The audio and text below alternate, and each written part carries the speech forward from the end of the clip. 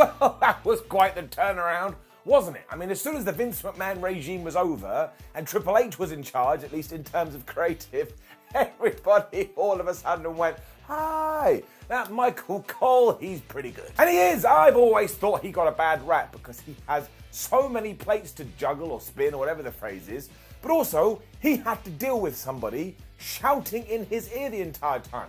And do you know how difficult that would be?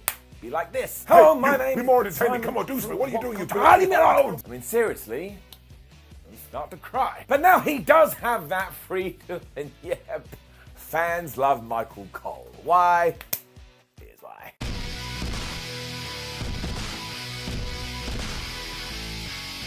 Now, I think there's a few things to this, other than the fact that Michael Cole is just a good broadcaster, and we should probably accept it, especially as he has been doing it for 25 years. But if we do go in our time machine and we go all the way back, he did always have this massive obstacle.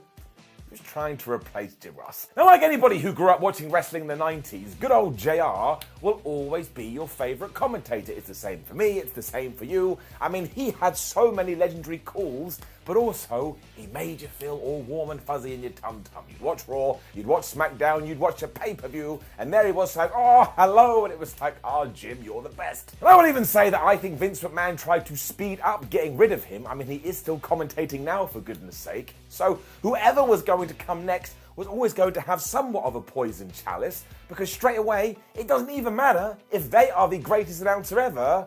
Fans just throw their hands up and go, well, where the hell is Jim? They also get tarred with the brush that it was their fault. So they got an opportunity, they took the job, and then we all go, how dare you try and better your life, you scum. And you can't fight that because you're not the other guy. Unless we enter some kind of weird Twilight Zone episode.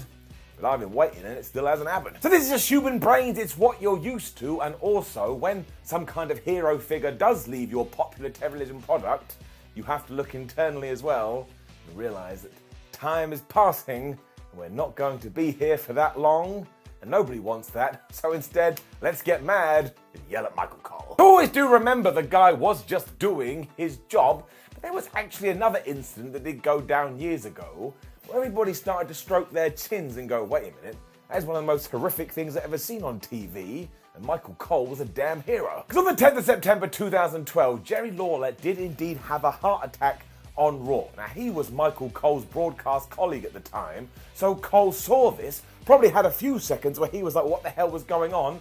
And simultaneously also had to call the action and keep us informed.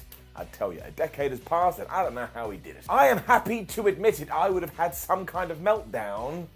But here was Monsieur Cole just absolutely smashing it. Now, thankfully, today we know that the King was fine and dandy and he's back on his feet.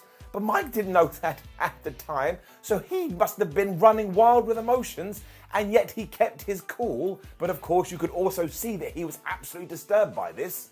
Who wouldn't be? Whether or not WWE should have just cancelled the whole thing is a different argument for a different time. But after this, not only did Cole continue to tell us about the show and the promotions and the matches and whatever else, but he had to give us updates too. And I never want anybody else to be in that position, because in your ear you're going to get, oh man, we've got some news about Jerry the King Lawler, and you're like, oh my gosh, please let it be good. Do not forget as well that Lawler's heart stopped beating for 22 minutes, so this was serious, and I really do think when this did go down, even Cole's biggest detractors were like, well, you know what?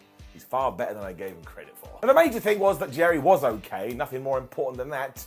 I kind of feel like Cole earned a lot of respect on this evening. Which brings us to the Beast in the East. A short-lived concept for the WWE Network, it did seem for a little while like we were going to get house shows broadcast through our television sets. One of these was going to emulate from Japan. There we had the likes of Chris Jericho versus Neville, Finn Balor versus Kevin Owens, Brock Lesnar just eating alive Kofi Kingston, and we also had Michael Cole on commentary. The whole time everyone was like, well, he's really good here, what is going on? As it turned out, he didn't have Vince McMahon yelling in his ear because, again, this wasn't a proper TV production, so the boss didn't think he had to be in charge. And surprise, surprise, with this freedom, Cole smashed it. And I really do think this summed it up, because it goes to show that when he was doing a Monday or a Friday night production, he was still able to do a competent job while he had someone go, do this, do it now, you absolute mother Hubbard. which I actually think makes him better. It was the small things that came across here too, because Cole and broadcast colleague Byron Saxton sometimes said nothing at all. They let the action breathe, and they let the action speak for itself. Wouldn't you believe it? Made it more hard-hitting. Fans are quick to forget though, because that is just the way, which is why the arrival of Pat McAfee has been so damn important. I mean, even Michael Cole has come out and gone, that guy has completely reinvigorated my passion for the business. And do you want to know why they work so well? Because they're having fun, they're entertaining themselves, they're enjoying it, and it translates, hits me in the face, and I start enjoying it too. It also sounds like McMahon kind of left Pat alone, so by proxy, he probably did start producing Michael Cole less. And look what we got.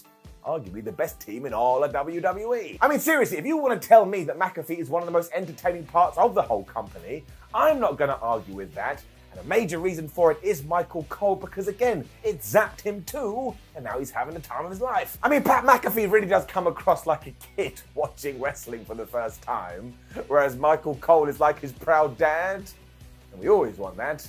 My father thought wrestling was rubbish. So they have legit become a highlight of WWE, which is only going to get better because, yes, of course, we all know this one. Vince McMahon is gone. And you just know his style of producing wasn't ideal because people like Mick Foley way back in the day tried their hand at co-commentary, and it was so intense and it was so nuts. Foley went, you know what, I'd rather not be on TV than deal with this. What is wrong with you? So while it stands to reason that Cole was cool with this because he could ride the punches, I don't care who you are, I don't think you can argue that over the last 2 weeks, he has been so much better because he's allowed to be himself. I mean, he sounds more like a real person for one, and he said the word fan, and he said the word wrestler. Soon he's going to say belt, and soon he's going to say hospital. I'll be like, what happened to local medical facility? I can only presume that Cole is going to need a few more weeks to adjust to this, because do not forget, he has been doing it for ages. But when he finds his feet, I tell you now, if you have already been impressed by Mr. Cole, I think he's going to get better and better. And hopefully when he does eventually leave the company, because we all have to, we can finally say, damn it, that man absolutely smashed it. As far as I'm concerned, he definitely did. Now let's do a massive love in for Michael Cole, because there's not enough positivity in wrestling, so get down in those comments and just share your good, happy vibe. Don't be a negative Nancy. You can go do that there on Twitter, which people have been doing for ages. Also, make sure you like the video, share the video, and subscribe. Head over to whatculture.com, where you can read articles like this with your eyes. Make sure you come follow us on social media at Simon316 and at WhatCultureWWE. We have loads of videos. I mean, loads of them. They're lonely and they need you. My name is Simon for What Culture. Thank you very much for joining me as always. And seriously, I think Michael Cole has done a stand-up job for 25 years. I mean, who else can say that? He's getting it up from me. Goodbye.